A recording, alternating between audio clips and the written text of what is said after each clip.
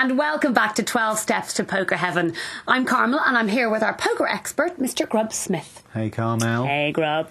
Now in part one we talked about the psychology of poker. We did indeed, getting inside your opponent's head and putting up a fortress around your own so that he can't read your mind. And now we're going to talk about the non-psychological poker strategy, a little something called pot odds. Yeah, I'm afraid it is maths time, but don't worry Carmel, it's not complicated and it is vital to your skill and development as a poker player. Before we talk about pot odds, though, we have to grasp the concept of expected value.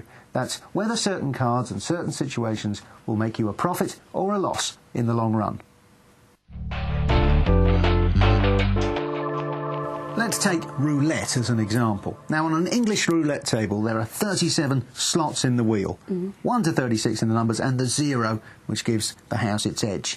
You get paid, though, at 35 to 1.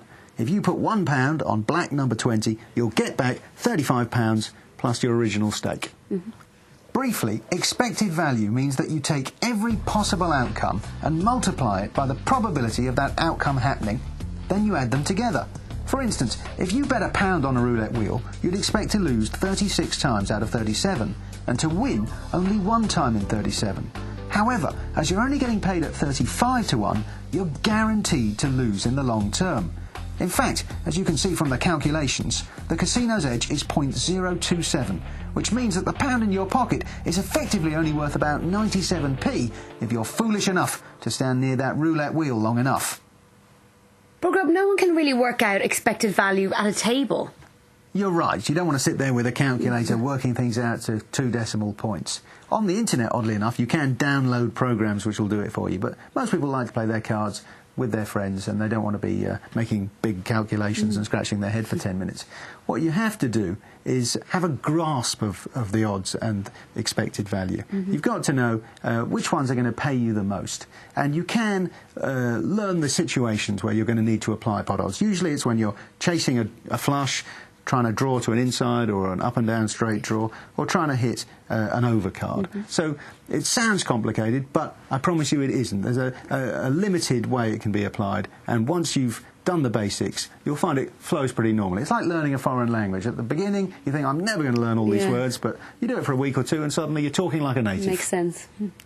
So, Grub, you've explained expected value to us. Can you now explain pot odds? I can. It's a crucial part of the game. Essentially, you've got to think of the difference between being a bookmaker, someone who drives home in a Rolls Royce, smoking a big cigar and counting their fivers, and being a punter, someone with a roll-up cigarette going home in a clapped-out Vauxhall.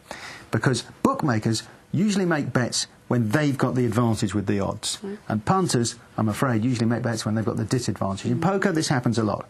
So let's take an example. You've got to the end of the hand, somebody's bet £10, there's now £40 in the pot. You've got to play £10 to call. Now, if your odds of winning the hand are better than 4 to 1, then you should take the bet, because you're going to make money in the long term. And if they're worse, you should avoid it, because you're going to lose money. Sure, you might get lucky every now and then, but in the long term, if you make mug bets, you're going to lose money. Now, let's give an example of how this works. Let's do a flush draw. Let's say you've got the ace of spades and the 3 of spades in your hand, and it comes down in the middle, king of spades, jack of spades, 4 of hearts. You've got a flush draw. Any spade on the board will give you the nut flush and probably the winning hand. This is the hard version. It might look like something that only a boffin can understand, but I promise you it gets easier. We start with probability. Well, in this circumstance, that is 1 minus your non-outs over the unseen cards times your non-outs minus 1 over the unseen cards minus 1. Now, your outs are the cards that in this case will give you the nut flush, and there are 9 spades still undetected. Your non-outs, well, that's 52 cards in the deck, minus the 13 spades and the 4 of hearts we can see up there. That means there are 38 cards that are going to miss your hand. The unseen cards, well, that is 52 minus 5, those are the 5 we can see, your 2 whole cards on the flop, and that gives us 47. So if we crunch these numbers, we can see that gives you a 0.35 or a 35% chance of making the nut flush, which is odds of 1.86 to 1. But before you start reaching for your calculator and thinking you're going to have to be Einstein to be good at poker, don't panic. Here's the simple way of doing it. To work out your probability, you simply multiply your number of outs, in this case 9, by the number of cards to come times 2. So in this case, the turn and the river, that's 2 cards, times 2 is 4. The number of outs that give me the flush is 9, the number of cards left to come is 2, so 9 times 2 times 2 is 36, which is roughly 2 to 1. And for our poker playing terms, that is close enough to make a good, informed decision. Now, if someone bets there and you're getting better than 2 to 1 from the pot, let's say you've got to put 100 in to win 400, it's a no-brainer. Of course you make that call. But if you're having to put 100 in to win 110, you're not getting the odds. So again, you've got to think on your feet, work out the odds, and as I said about learning a foreign language, once you've got this concept in your head, essentially multiply by the number of cards left to come, by the number of outs you have, and then multiply that by 2. That's your pot odds, and it's pretty simple. Now let's look at an example of pot odds from the British Poker Open 2006. The blinds are at 2 and 4,000 in this heat. Noah Boakin folds, and we are round to Gus Hansen. The Great Dane has picked up the king and 9 of spades. To raise to 12,000 top.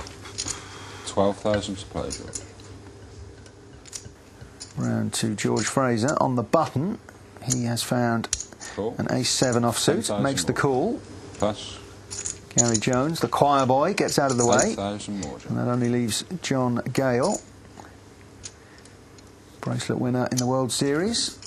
And raise. And with ace-10 offsuit, he's making a raise, pushing it up to 33,000. So that is now 21,000 more to Gus and George. 21,000 more, Gus. Gus giving him a beady glare, toying with his chips as he makes a calculation. He has to put 21,000 more into the pot, but there is over 50,000 in there, and Gus has certainly played worse cards than this. So I expect him to push the chips over the white line. Does nothing in a hurry, Gus. That's why he's one of the best players in the world. Always thinks through every action, not just from this hand, but from every hand he's seen John Gale play. Cool. He makes the call. 21,000. And now George Fraser, well, taps his fingers on the table, checks his cards to make sure they haven't turned into aces. One of them is, and he may fancy he's got a puncher's chance with that ace. 21,000 with 80,000 in the middle.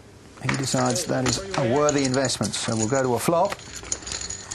The pot size now 101,000, and our flop comes down. 8 of spades, 5 of spades, Jack of diamonds. Well, that does give Gus the flush draw, but it's going to be Gale to act first. He has really missed this by a country mile, but he pops in 25,000 to find out where he is. Now, Gus's pot odds, with 126,000 in the pot, are 126,000 divided by the 25,000 he's being asked to bet. That's 5.4, roughly 5 to 1, and he decides that's good enough. Now remember, the odds of him hitting that flush are roughly 2 to 1. He's getting 5 to 1 from the pot. He's made a positive pot odds call. He could win it now if the other two fold, but if one of them calls, he'll have a very decent chance of making that flush and cleaning up by winning with the best hand. Gus has 2 spades in his hand. There are 2 on the board and an unconnected card. That means there are 47 cards unaccounted for left in the deck. Now, 38 of those cards would lose Gus 25,000 chips were he to call John Gale, but 9 of them would make him 126,000. So his expected value is minus 20.2 thousand plus 24.1 thousand, which is a positive 3.9 thousand. Now, that's the complicated bit over, I promise you. What it means is that if there's 126,000 in the pot and you have to pay 25,000 to see it with a flush draw, you'll win, on average, 3.9 thousand every time you play. Of course, sometimes you'll get lucky, sometimes you'll get unlucky, but over a lifetime, with that flush draw and those pot odds, your expected value is nearly 4,000 chips.